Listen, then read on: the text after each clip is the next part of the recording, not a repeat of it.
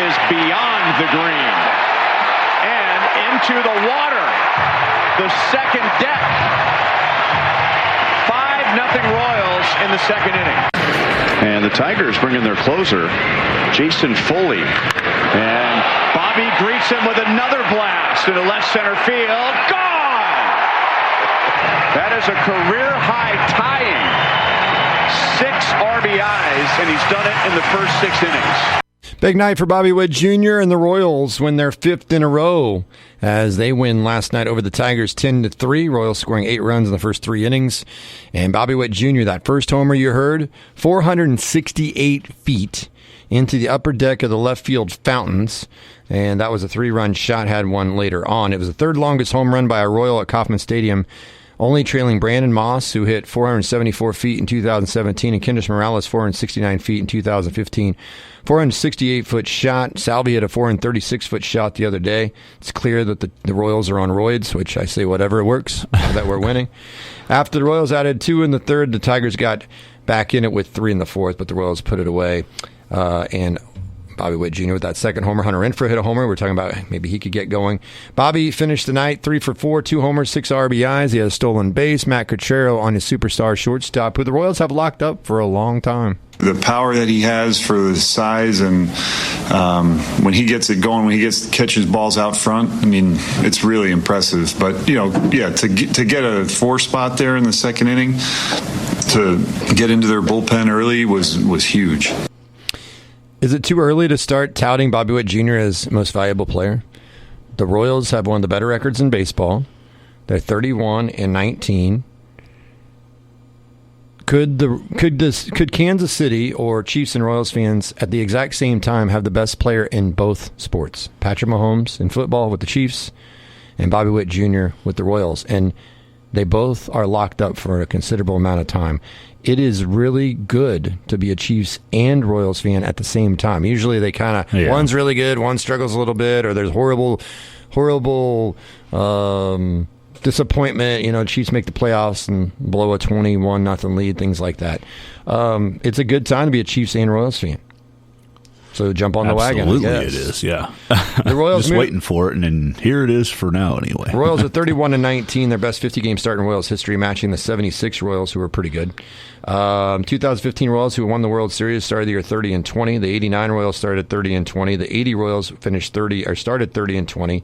They went to the World Series. 1975 Royals 30-20. Last year the Royals were 15-35, so it's a 16-game improvement through the first few months of the season. Royals and Tigers finished their 3-game set this afternoon at 1-10. Cole Reagan's on the hill, 3-3 ERA at 3.70.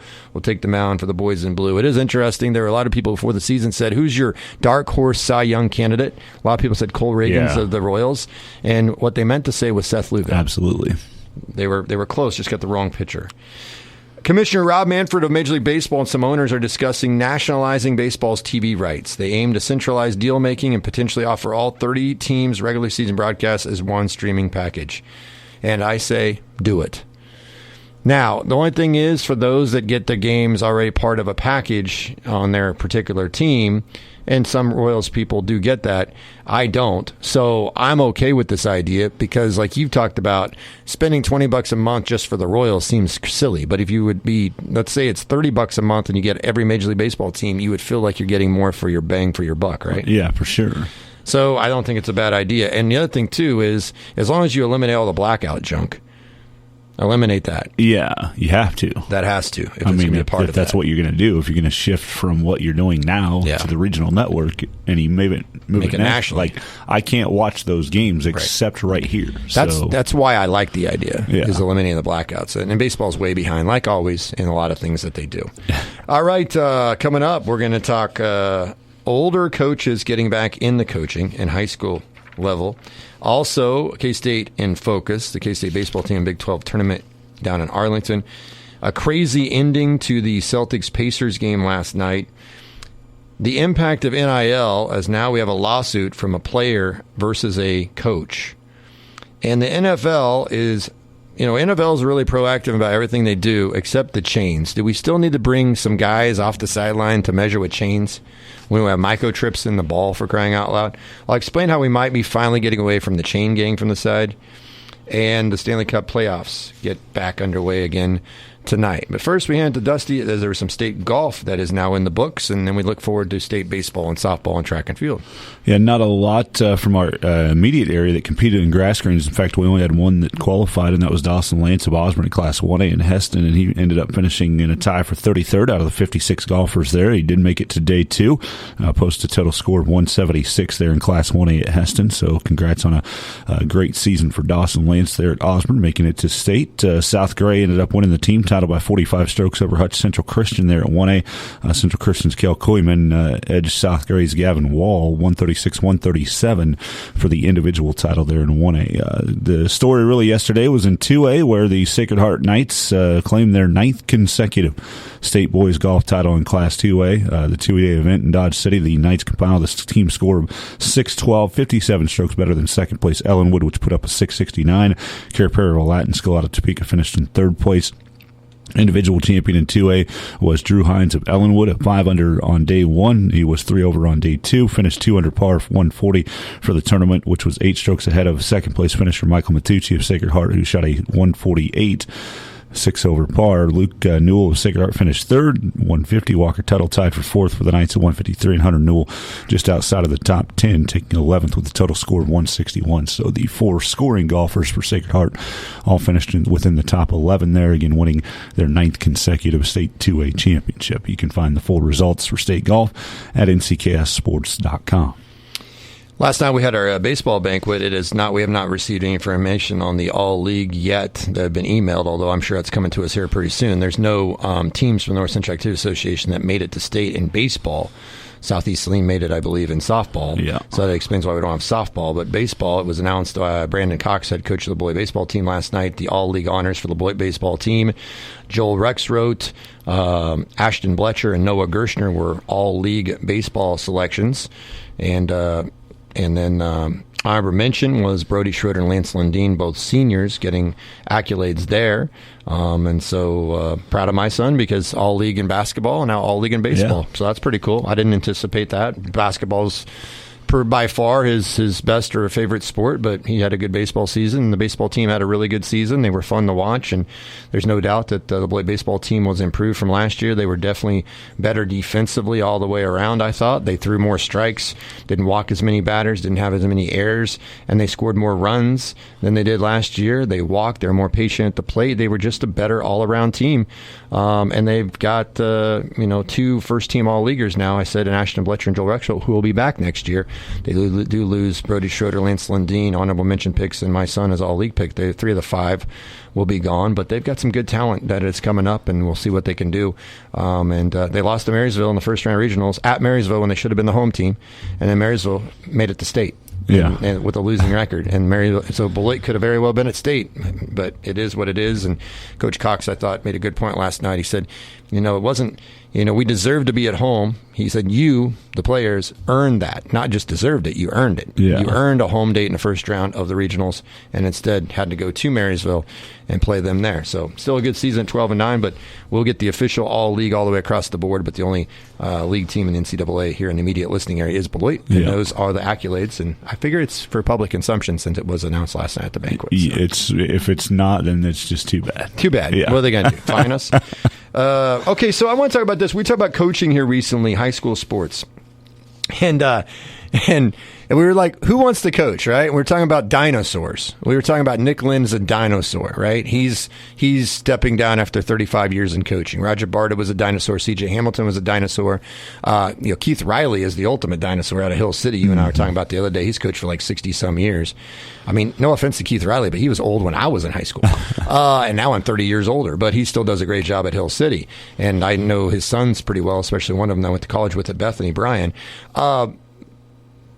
So we've talked about the shortage of coaches, like who wants to coach? And we've been through all that on the show. But what's interesting yesterday is there's 2 nuggets of news that came out.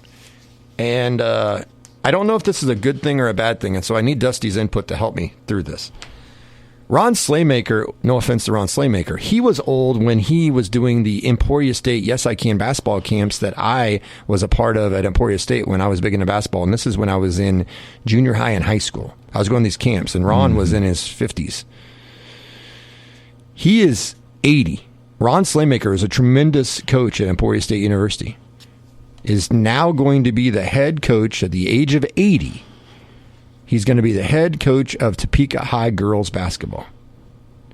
Now, I don't mean any disrespect to Ron Slaymaker. He's a hell of a coach. But shouldn't Ron Slaymaker be like cruising into retirement, being in retirement, enjoying himself, helping out, mentoring younger coaches, this and that, and not being actually the head coach? And I'm not saying if he wants it, great, but I got a feeling he maybe didn't want it. People asked him, and like, we really need somebody. We want somebody with experience, and he maybe reluctantly said yes. Then again, maybe he applied for it and wanted to do it. I don't know for sure. So that news came out early yesterday that I found out about. Ron Slaymaker, who is 80 years old, is going to be the head girls basketball coach at Topeka High, which is crazy. He was inducted into the Emporia State Hall of Fame in 1987. I was 11 then. He is now going to be the girls' head coach at Topeka High, which is, to me, actually, that's not right. According to this, somebody said he's 80. Here it says he's 87. Is that right? That could be right. Yeah, he's 87. Dear Lord. He was in his 50s when you were somebody. Well, that's what I said, and I was right. But somebody had sent me information about it. Either I misread it or was the wrong information. No, he's not 80. He's 87. What the hell? Ron Slaymaker, I love you, and I'm glad. I saw a picture of him. I didn't know who the guy was, and I was like, that dude's old. And it's Ron Slaymaker. Yeah. Ron Slaymaker's a legend, okay? Hall of Fame coach at Emporia State, men's basketball, 463 wins. I mean, for crying out loud, the court is named after him. And Ron Slaymaker, God bless you, that you're going to get back into coaching at the age of 87. A lot of people at 87 are dead or retired or in a retirement home, or, you need help putting things on and need help and this and that and whatever else. That's why I've talked about Bob Severance and other people, Irma Criswell, and they're in their 90s. They're at the wellness center working out. They're in better shape than a lot of people my age and Dusty's age, and God bless them. I think it's awesome. I don't think, no offense to them, I don't know if I want them to be head basketball coaches. That seems to be a little bit more stressful. But maybe, and this is going to sound really bad. This is a bad joke. I'm just gonna go ahead and now I better not do it. I better not say it. It might not be that funny after all, so I won't go there. But Ron Slaymaker's 87. And I did not realize this, but he was coaching Olpe for the past 3 seasons. So he's been coaching, not getting back into coaching. He has been coaching high school ball. He's 87. And he led the Lady Eagles to back-to-back state tournament appearances. So shame on me for not knowing that. Prior to his time at Olpe, he was the head coach for the Chase County girls for 7 seasons, led them to 2 state tournament appearances, back-to-back state tournament appearances with Olpe, and now he is pending board approval. He will be the new head coach at Topeka High girls basketball program. 87 years young is Ron Slaymaker. Okay, so he's been coaching. That puts a little bit of water on kind of where I was going with this. Yeah. Although, Francis Flax, who retired in 2014 as an athletic director and basketball coach at Brown Mackey. He's been doing color commentary on the radio for Southeast Saline basketball. I know this because I've ran into him, talked to him. Mm-hmm. Of course, his brother Myron was my junior high football coach. He was my English teacher. I was an aide to him my senior year in English. He's now at St. Mary's as Myron Flax. Great guy, great family. But Bryson Flax stepped down as head basketball coach of the Southeast Saline boys, and he was very successful and taken them to state 3 straight years, 3rd place, 4th place, and he had reasons to step away. And now, keep it in the family, Francis now is going to be head coach at Southeast Saline boys. Now, no offense to Francis, but I saw Francis at the state tournament in Hutchinson. I'm guessing he's got to be upper 70s, maybe older. I could be off on this one. Yeah. And so here's the question I have. And I'm not saying they're not good of sound mind and body. I'm not saying that at all. And I'm not saying that they shouldn't be coaching. I'm not saying that at all either. What I'm saying is, are these guys, and in particular here with Francis Flax, are they coaching because nobody else will step up and do it? What happens when these legends officially sign it up? I mean officially, or pass away. you don't have them to go back to. You know what? We're in a pinch. Let's go get Francis Flax out of retirement. Let's get Ron Slaymaker, the coach, another girls program at the age of 87. So what are your thoughts on two, coaching legends here in the state of Kansas? They've both been successful in college, and I'm sure Francis Flax will be successful at Southeast Saline boys as well. Mm-hmm. And he has a tremendous knowledge of the program, obviously, with Bryson being the head coach recently and having a lot of success. But what does it say when we've got, Nick Lynn's getting out? And now we got Francis Flax. Ron Slaymaker has been in. I didn't know that. But he's 87 now, taking a new role, a new challenge at Topeka High. Probably more pressure there. And Francis Flax now be head coach of South Saline boys. What do you think about this, Dusty? It's kind of, Francis, by the way, based on what I just found, is 77. Okay, so we figured upper 70s. So as long as that's right. But anyway, it does kind of change your mindset when you realize that Slaymaker has been coaching already for that many years. If he was at Chase County for that many years before he was at Olpey, so that's just a guy that apparently is a lot like Keith Riley, right? Just not giving it up, He loves it, and that's great. And so, Francis, I think it's probably a different animal there because he started his career coaching high school basketball and went to Brown Mackey for like 25 years. So he's been at the college level and then kind of gave it up from there. I think in 2014 is what I read, but so he's not actually coached basketball for 10 years, so he's kind of a different animal there of being there and seeing it from an outside perspective and not actually coaching it. So there are two different things here, but I think just basically based on their age and that part of it, I think a lot of it is I'm not inside and in deep with Southeast Saline, but it feels like that's okay, I'm going to step up and do this job because we don't have other or better options, right? Maybe they had other options, but maybe not better options. I don't like I said, I don't know anything. That's just kind of a gut when you see something like that happen. And then obviously it's, Bryson's running the program and Francis knows about it and he can take pointers and understand what he's getting into from Bryson. So I think that's a different animal from that aspect. But still, when you're looking at these ages, you're starting to, it's the exact opposite of what you should see right now. It right? should be going for Francis to Bryson. Yeah, exactly. And it should be going from a 87-year-old to a 37-year-old or a 27-year-old even, taking the Topeka job or whatever that might be. But it's I can't diagnose why the issue might be there, but it does feel like a lot of what we talked about, last week with coaches that, are not – maybe the younger coaches aren't quite as apt to step up and do it because of all the outside stuff that's going on. And these guys are old enough that they've dealt with pretty much everything. And so they can take that on and deal with it. And so I think that kind of plays in a little bit to what we're seeing here, too, in my mind. Again, this is all conjecture. It's not anything that I know personally about the jobs that we're open. Or they don't want to follow in the footsteps of a coach that took them to third place, and fourth place. Yeah. Okay, there's another thing that's factored into that. And could be for sure. Yeah. And so and if you're the board trying to hire somebody, you might have people that apply, but they're like, they don't have any head coaching experience. We want this program to keep going the way it is.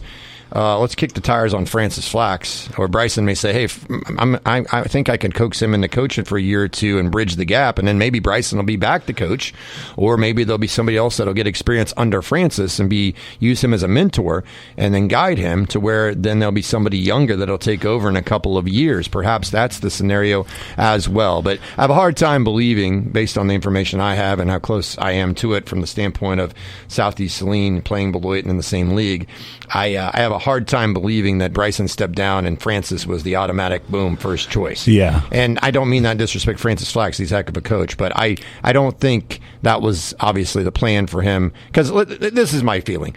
If Francis Flax wanted to still be coaching, he would have the last 10 years. Sure, yeah. So that tells me that I don't think they had a lot of viable, good options, or maybe there were no options. Nobody wanted the job as a head coach. Maybe there's people that said, I'll help out, but I don't want to be the head coach. You hear that a lot of times.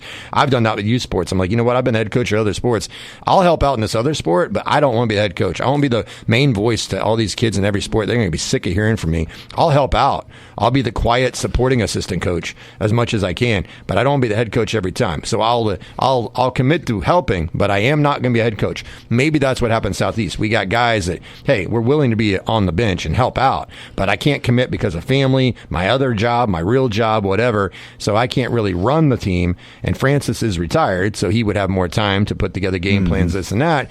And then maybe you have somebody that's ready or in the wings right there on the bench to take over, maybe even after a year or a couple years, or maybe it's 5 years down the road. But if Francis Flax really wanted to be coaching, he would have been coaching since 2014. So that, to me, tells me, if I read between the lines, no, this was not the plan at all. But it is, and you've got an experienced guy who knows the program extremely well by calling the games on the radio, has relation that was the head coach, obviously.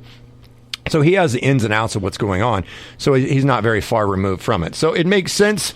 I get the feeling from what I'm kind of reading on the tea leaves is that there weren't a lot of options out there to be the head coach. Nobody really wanted to step up, or the options were not really good ones with less experience. And so it's like, let's kick the tires on Francis, see if he wants to do it. And apparently he does, or he was coaxed out of retirement and people begged him and he said, okay, I guess I'll try it. But it is wild to see coaches that are 87, 77, and in this case, Francis Flax, we believe 77, getting back into coaching. Like, you've done your time. You don't need to go through the stress of coaching anymore. But when you're that old and done it for so long, you might just say, you know what? I don't care. You want to fire me? Fire me. That might be the best thing possible. You know what? Go ahead. Don't like it? I'm 77. I might die in 3 years. I'm going to do it my way. And if you don't like it, board, go ahead. You're the ones that beg me to do it. Fire me. I'll just go back to calling games on the radio. I got nothing to lose here. It's not like my legacy is going to be tarnished or anything quite like that. So it is an interesting dynamic, because typically what you have is, or you want to see, is, not the older coaches getting back in, not that there's anything majorly wrong with it, but you want to see new people get involved so that you can keep that coaching trees or whatever going. And you want some young people that are involved in coaching. As we've talked about, younger people that have gotten in the coaching area, they're getting, and just like officials. I think coaching and officiating goes hand in hand. They're like two peas in a pod from this standpoint. There's a shortage of them because of various reasons. One, burnout. Two, you got some really good ones that have gotten old enough to retire, and you don't have young people that want to go and put up with all the crap and the stress and the fact they don't get paid very well to do the officiating, the travel, and everything else that goes with it, and the scrutiny that goes with it. And so thus, you have a shortage of coaches, or really good coaches, or experienced coaches. You have a shortage of good or experienced officials, or just a shortage, just number-wise, in coaches, assistants, head coaches, helpers, officials, whatever the case may be. And so it does not, it is kind of surprising to see Francis Flax coming out to coach high school basketball after coming out of retirement. At the same time, it's not as that surprising, because there's not a lot of people that want to step up and do the job, but they sure as hell want to tell you how to do it. Yeah.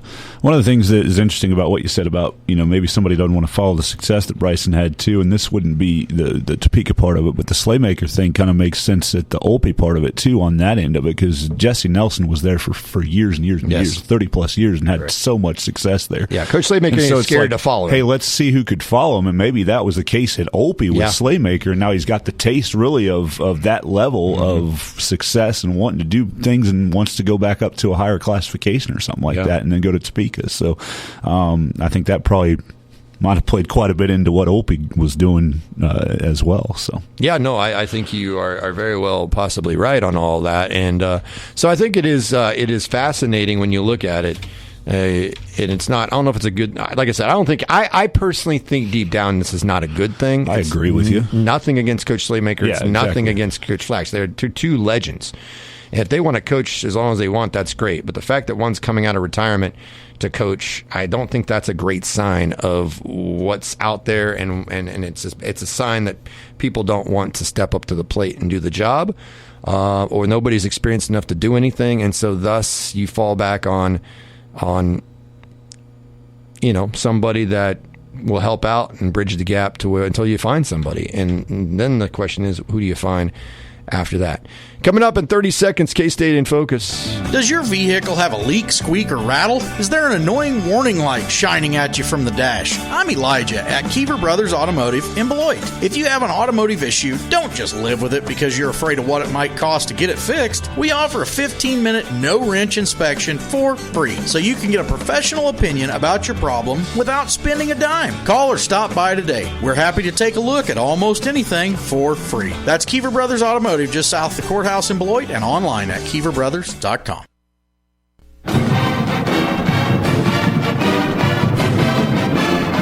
It's time for K-State in Focus. Our focus on Kansas State athletics, brought to you by Heineken Electric in Beloit and by Hanson Auction Realty in Beloit.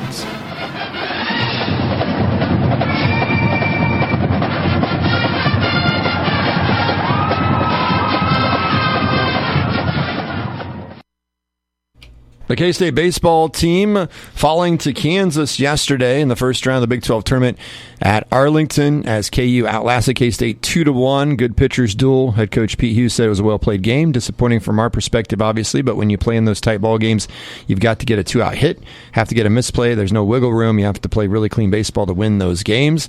K-State now playing West Virginia as we speak, an elimination game at 9 a.m. at Globe Life Field, home of the Texas Rangers, but home of the Big 12 tournament.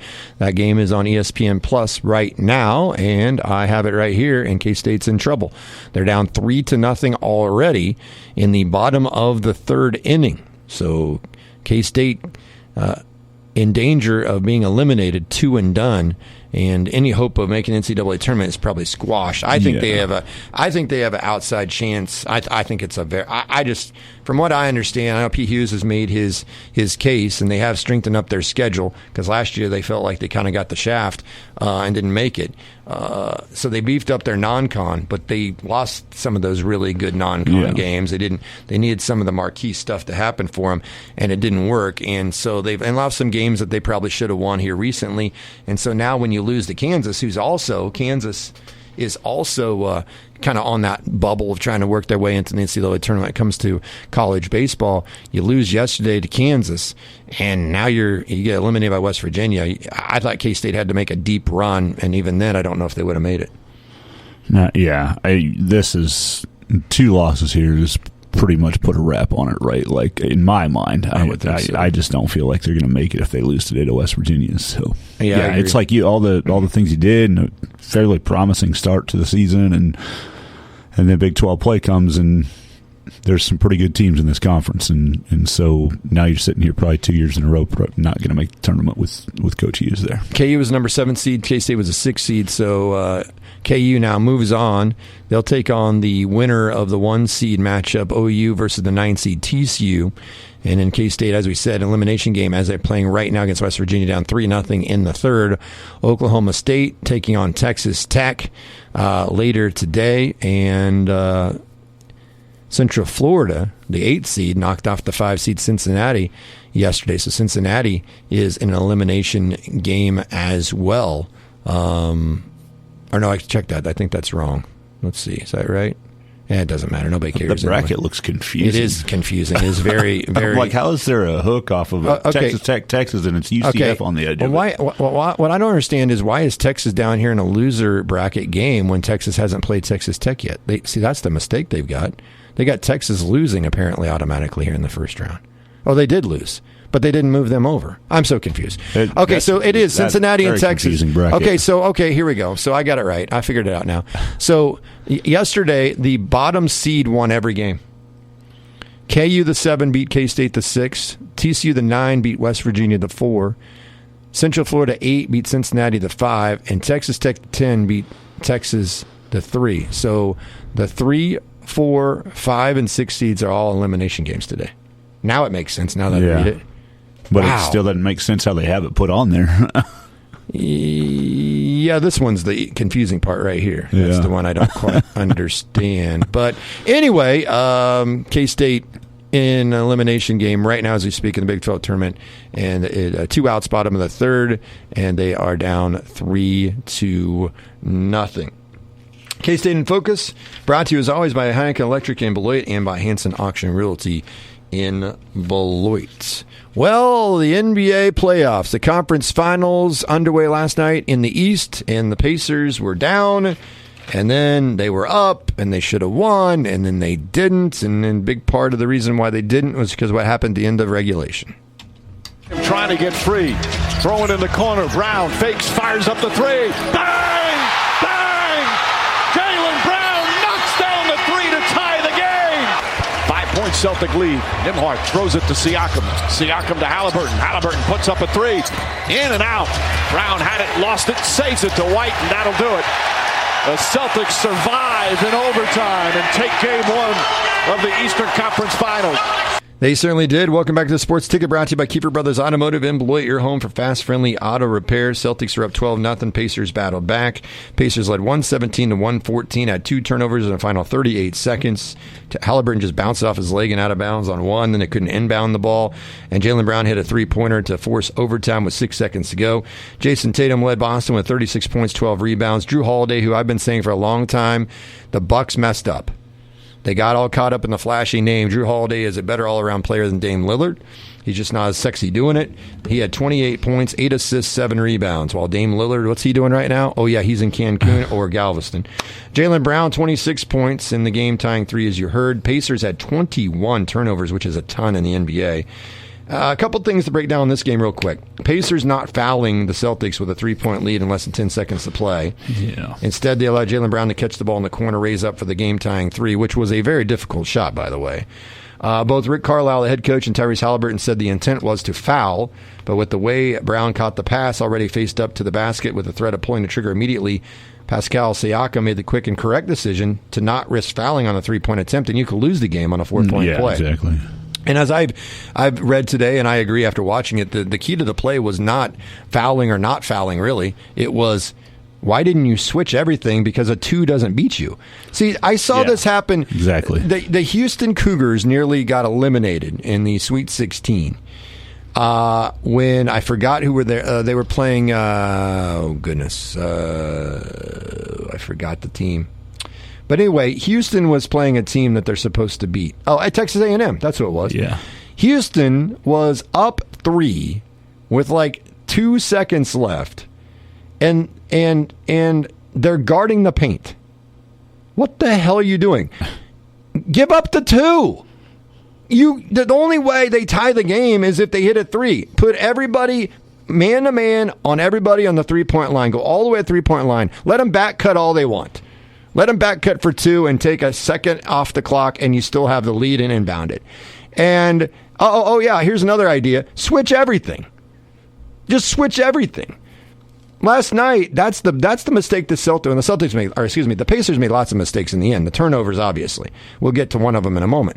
But one of the biggest things they did wrong is they were like acting like a 2 would tie the game. You just go ahead. Everybody go on the 3-point line.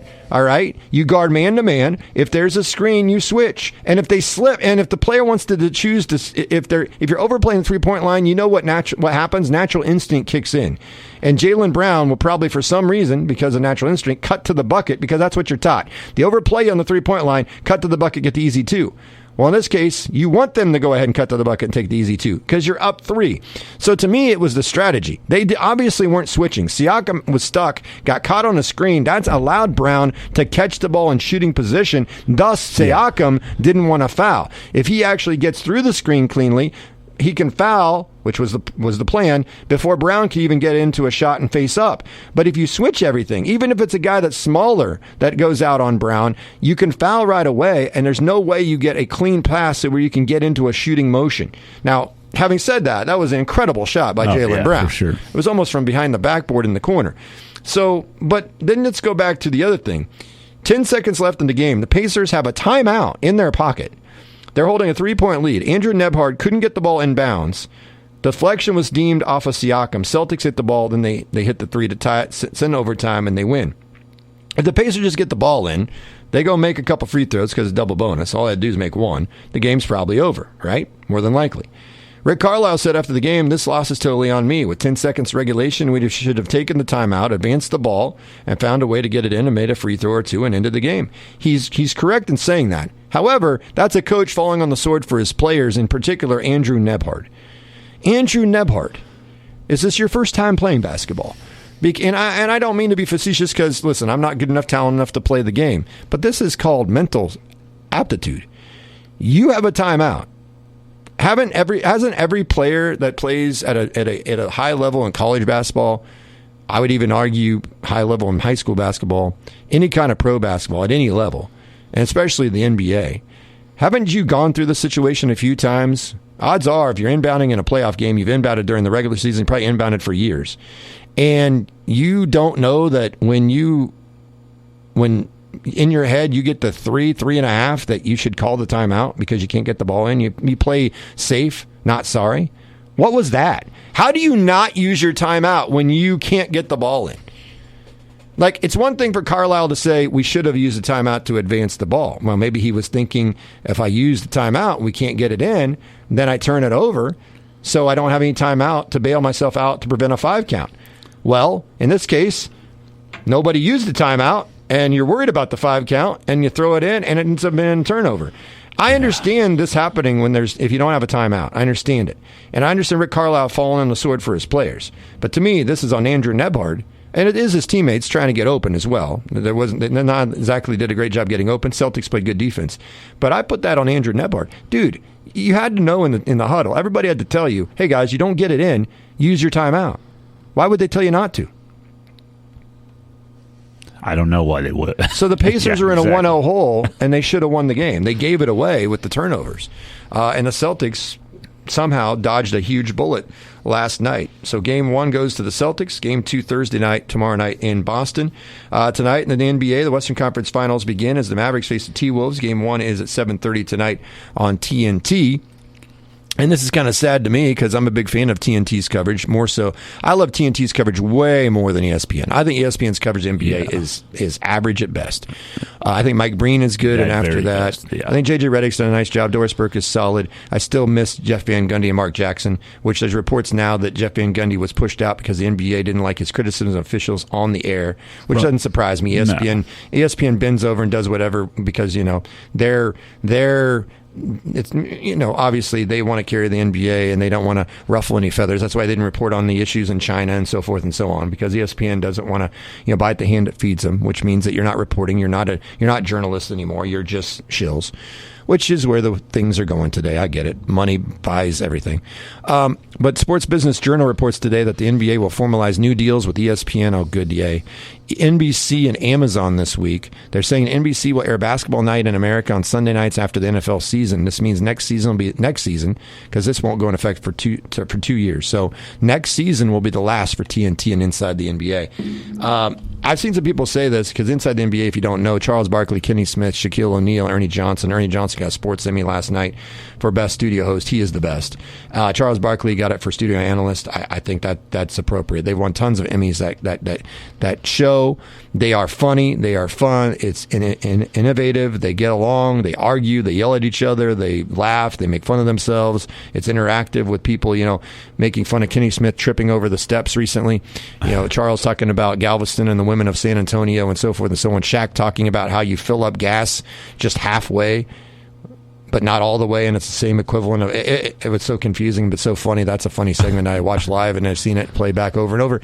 But Inside the NBA is a rare species. It's actually a show that's entertaining, that actually covers basketball, focuses on every team that's actually playing, unlike ESPN focusing on the Knicks when they're down 20 and not mentioning the Pacers very much, who actually won Game 7 on the road in New York.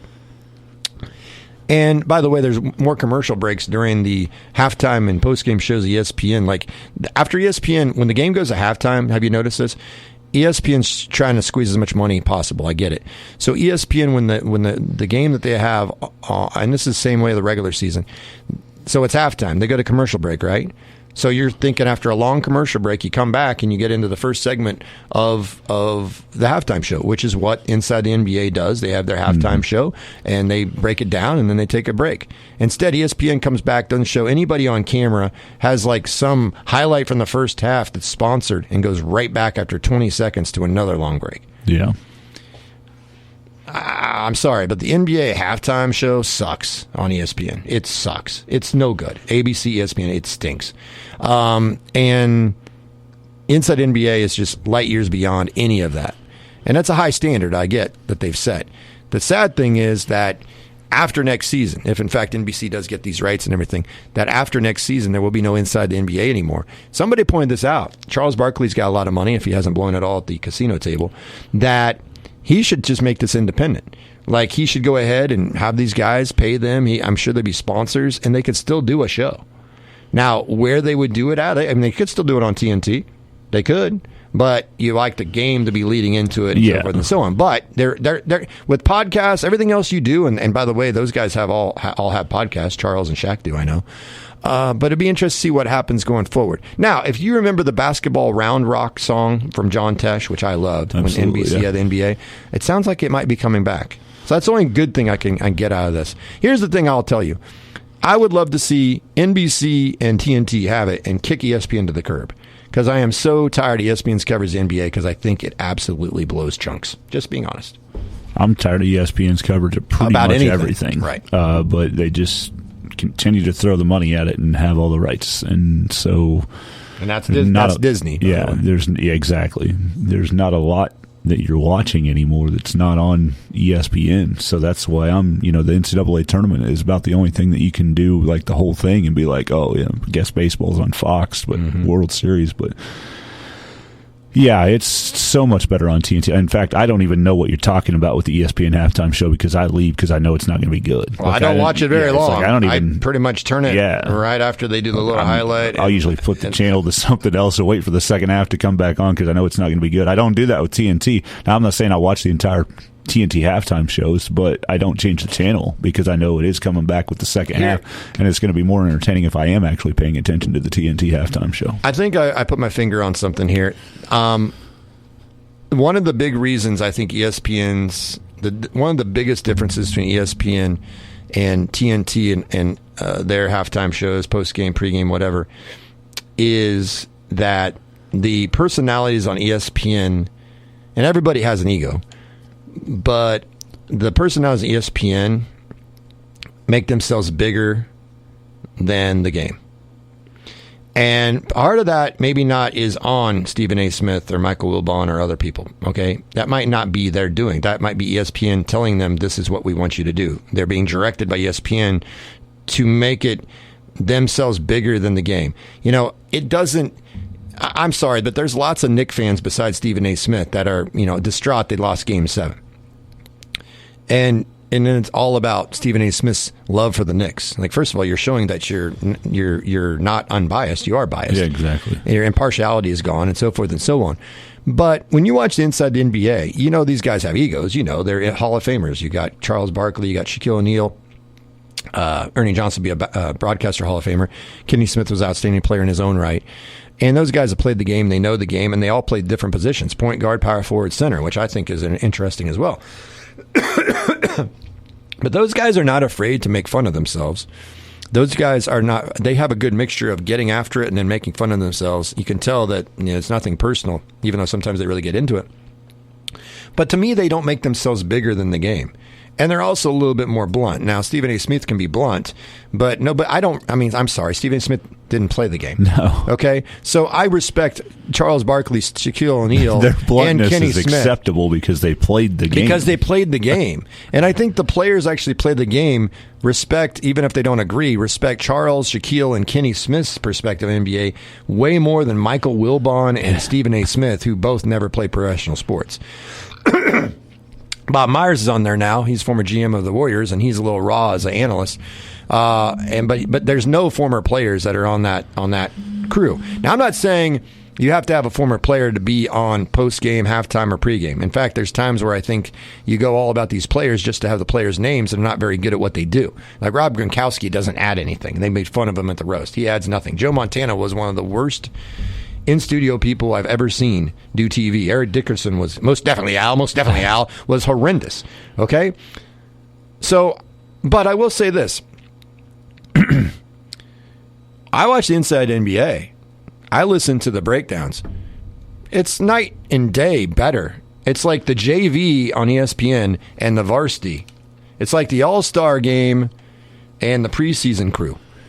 I mean, it's night and day how much better the Inside NBA and TNT's coverage of NBA. It's just way better than ESPN's. And then ESPN keeps kicking out their analyst because apparently Jeff Van Gundy upset the NBA.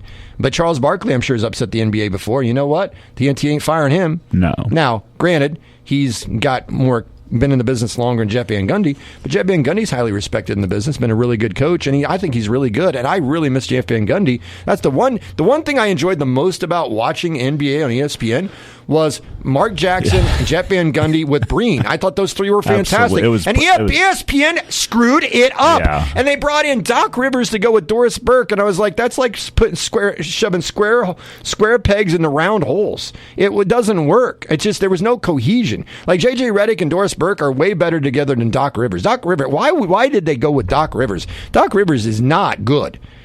I think he'd be good in studio, but he's not good. And thank God the Bucks fired their coach to let him have a head coaching job and get bounced in the first round of the playoffs. Because Doc Rivers is not good as a color commentator on NBA games. So they took something that was really, really good and blew it up because what? The NBA wasn't happy. But the NBA comes to TNT and says, hey, Charles needs to dial it back. Sorry, buddy. Charles is the reason people watch this show. We're not dialing it back.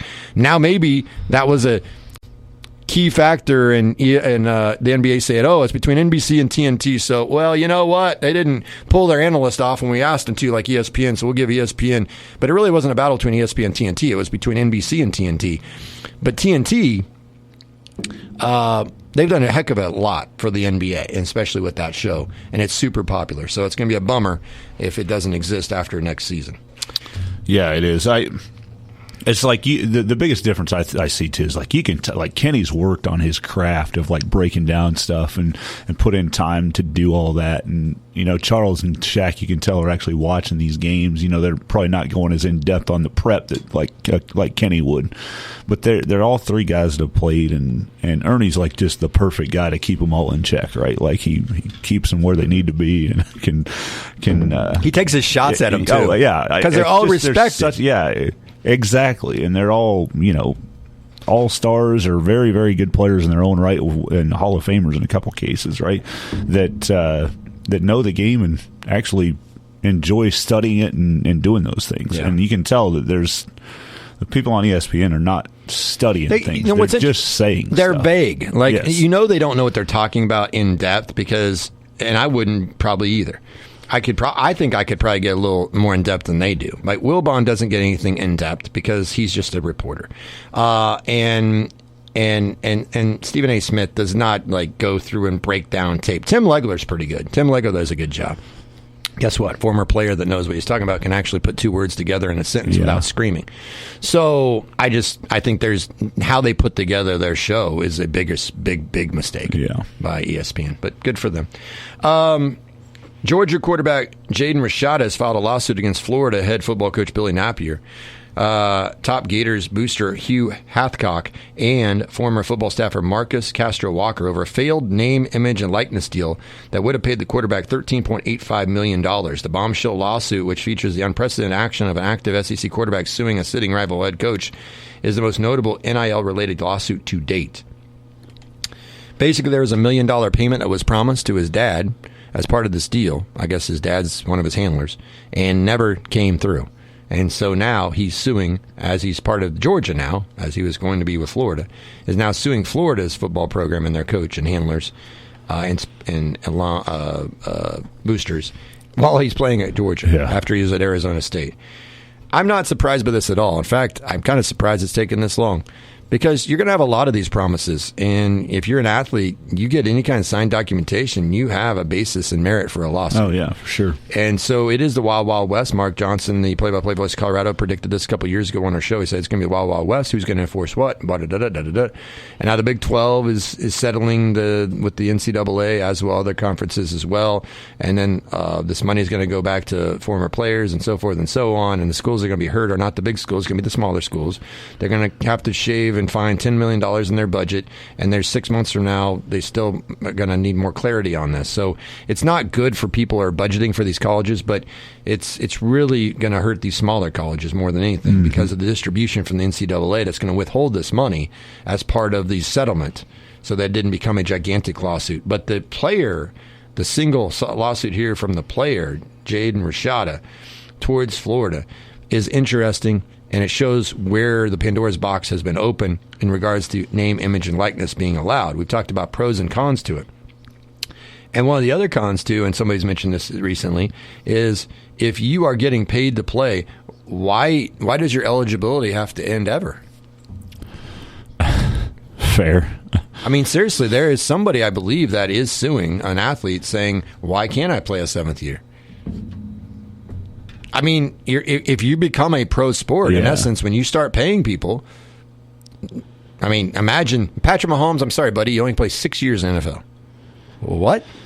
Yeah. And I don't know all the intricacies and details of that, but the NCAA's got a lot to work out, and this is all their fault because they allowed it to get to this point. They were not as proactive as they should have been, and now they got a complete mess on their hands. And this is also part of the reason, although there was this going on ahead of all the NIL stuff, but I think this contributes even more to it, is why the SEC and probably the Big Ten in particular want to break off completely from the NCAA and do their own football thing. Yeah. Like, I mean, right. You know, they want to do all of it on their own, have the certain amount of teams eligible to compete for it, whatever else, because the NCAA's leadership, to be quite frank, has stunk. Yeah, it absolutely for has. years. Amateur status has always been the contention point of any kind of pay for play, whether it was actually literally paying your kids to play or NIL, whatever that is. And so I completely agree with it. Like, why can't I come out here for a seventh year, even if you don't grant me that? Because you're paying everybody to play anyway. So are they amateurs? Why do I lose eligibility because of that? And I think that we are working and getting a lot closer to what you just talked about, and whether that just be the Big Ten and the SEC, or whether that be like the four of them right now, the Big Ten, SEC, ACC, and Big 12 would break off and just do something different, right? Because like you said, this NIL, this newest thing, is really going to hurt the smaller schools, and I think there's a lot going on to where these bigger conferences are doing what they can to create their own entity, and they're trying to force out smaller schools. Basically, is what it comes down to. So smaller schools are eventually going to be like, we don't want to be a part of this either. Mm-hmm. We're going to go do our own thing, and you're getting to a point where the NCAA might cease to exist the way it does today. I think you're going there. I think that's where colleges want to be. I think that especially the bigger ones want to be in that situation. Now, I don't know that NCAA is going to, govern only mid majors and small conferences, right? So, what makes the mid majors and small conferences want to stick around and be a part of that institution as well? And so I really feel like you're sitting here in a spot where, because the NCAA really didn't specify and put many parameters on this NIL thing, that they're, again, not good leadership and not figuring out where they want to take this, and it's going to cost them, their own entity, quite a bit of regulation, whatever that is, because I think all these teams are going to want to be like, no, we don't want to be part of your thing anymore. No, I think that's where we're going, and that might not be a bad thing. Yeah, maybe it will be. I don't know. Back to the NBA thing for a minute. On the TV deal, it is now breaking. The NBA is reportedly finalizing agreements with ESPN, NBC, and Amazon, totaling well over $7 billion for media rights later this week. There's also a story from Sports Media Watch, I think is worded perfectly. How NBC thrived and ESPN failed with the NBA. A deep dive in the philosophical differences that define the NBA's two lead broadcast partners of the past 30 years. NBC, which highlighted the games and the players, versus ESPN, which highlights itself. That's a great way to describe Absolutely. it. I think that's exactly the difference. I think that's a really good point. By the way, K-State now is up 4-3. They've scored four in the top of the fourth. Wildcats have runners at first and third. Top of the fourth, elimination game in the Big 12 tournament. They lead West Virginia 4-3. Winner moves on. Loser is done in the Big 12 tournament down at Arlington. The National Football League is moving forward this preseason with an optical tracking system for line-to-gain rulings. The system had been tried out in a few NFL stadiums this past season. It will get a full preseason trial. If the trial goes well and everyone's on board, the tracking system will be implemented full-time for this upcoming regular season, believe it or not.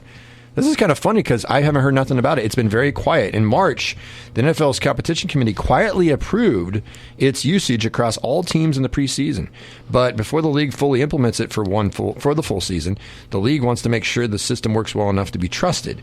The chain gang won't exactly become a thing of the past, though. They'll be used both as a backup for game operations and as a reference point for coaches, players, and fans in the stadium. Now, all game footballs in NFL are microchipped. This technology doesn't employ the chip. Instead, it relies entirely on optical tracking. The system was used at MetLife Stadium and Hard Rock Stadium last year. It would need to be installed across all 30 NFL stadiums as well as any international stadiums where NFL games are played. So NFL, you've heard it many times before. We have chips in the ball, but we can't tell if the ball crossed the goal line or hit the pylon or got enough for the first down. Of course, you always have to factor in where the knee is, your hip, your shin. Mm-hmm. But it is kind of like, how can the officials not know exactly where to place the ball, so forth and so on? Technology advancing a little further.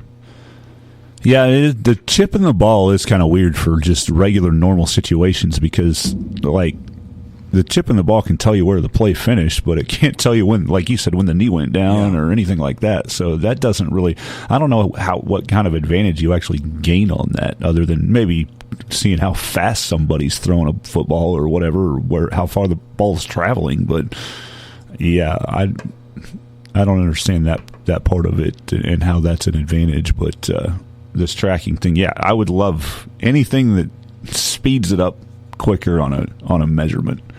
Let's go ahead and do that. Not have these guys running from one side of the field to the other and waiting in suspense to see that will be taken away though, the suspense of the chains being stretched out. But otherwise, let's move the game on. I'm all for making things quicker in sports. No, I am totally with you on that. Stanley Cup playoffs. The Eastern Conference Finals start tonight in New York. The Rangers host the Florida Panthers Game 1 at 7 o'clock on ESPN. For the latest local high school sports information, visit ncksports.com. We got the story with State Golf with Lakeside winning their 4th straight championship, and we got audio, of course, there online with Corey Bucher, head coach of Lakeside. You've got state golf results from yesterday posted all there, and then you got state baseball and softball coming up tomorrow and Friday. State track and field Friday and Saturday. We'll have reports beginning around 2 o'clock on Friday, and that's all possible from our sponsors. So we'll have reports about every half hour from state track and field in Wichita coming up this Friday and Saturday. State, regional, and national sports talk on your schedule. The Sports Ticket Podcast. Subscribe via Apple, Google, and TuneIn Podcasts or sunflowerstateradio.com.